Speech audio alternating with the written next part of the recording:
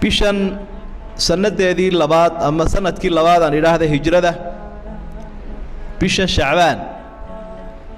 waxyaabii axdaafta ahaa taariikhda islaamiga dhacay waxa kamid ahaa taxwiilul qibla waarin taariikhda la xiriiro culimada taariikh waqaa'ic waxyaabii dhacay markii ka waramayaan ku soo daraan macluumaad guudna ku noqonaysa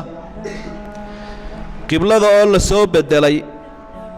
oo xagga markii hore waxa loo tukan jiray baytul maqdis waa laga soo bedelo kacbada qaabila baa ilaahay iyadoo ilaahay uu ku amray rasuulka sallallahu alayhi wasallam iyo ummadda islaamka had wal oo ay joogaanba qad nara taqalluba wajhika fi as-samaa falanuwalliyannaka qiblatan tardaaha ummadana saasu ilaahay amray waxa uu fawallu wujuhakum wa haythuma kuntum fawallu wujuhakum shadra meel kasto adduunka ka joogtaan xagga kacbada wajigiina u jeediye 16 bilood ama 17 bilood baa loo tukanayay ilaahay saasuu faray sidii baan ku soconaa waxyaabaha bishan ilaahay waajibiyay waxa kamida sanada labaad ee hijrada soomka bisha ramadaan iyo sakaat fidriga labada farad oo isasaara shacbaan baa la waajibiyay waxa kale dadku aad ugu farxeen bisha shacbaan awwal mawlud fi al-islam في دار الهجرة markay rasuulka sallallahu alayhi wasallam iyo asxaabtu u hijroodeen Madiina ticaadi yahuudu ay faafiyeen waxa kamid ahaa muslimka waanu sixirna wax dhalayaaba ma jiraba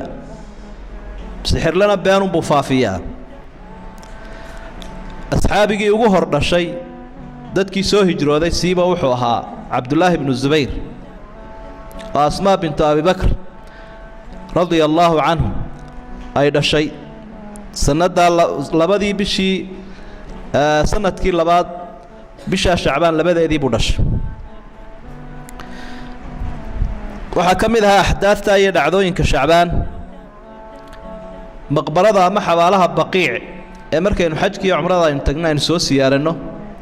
ee masaajidka rasuulka sallallahu alayhi wasallam ka agdhow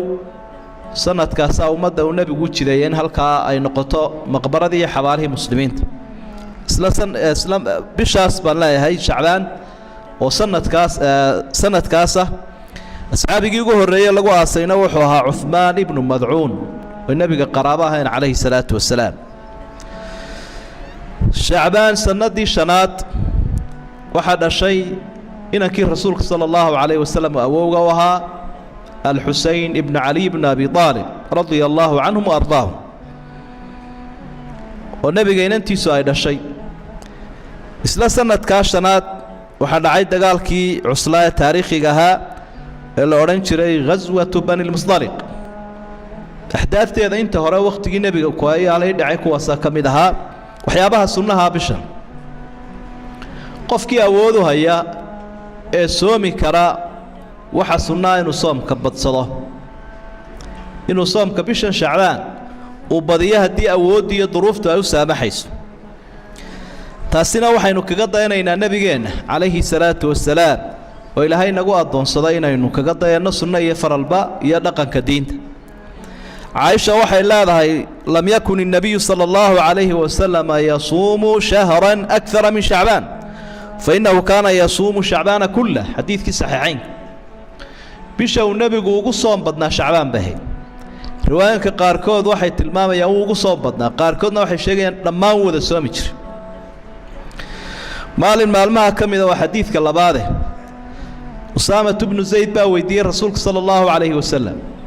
waxa uu waxaan ku arkaa inaad aad u badiso soomka bisha Shacbaan maxaa sabab u ah rasuulku wuxuu ku jawaabay sallallahu alayhi wasallam bishan iyada ah إلهي بالله كريلا عملك ترفع فيه الأعمال إلى رب العالمين عملك عملك أدومها إلهي لو قد بيا فأحب أن يرفع عملي وأنا صائم وحا أن جعل عملك إلهي لو قد بيا أنا صوما أو ربحين تيدو الله تكتب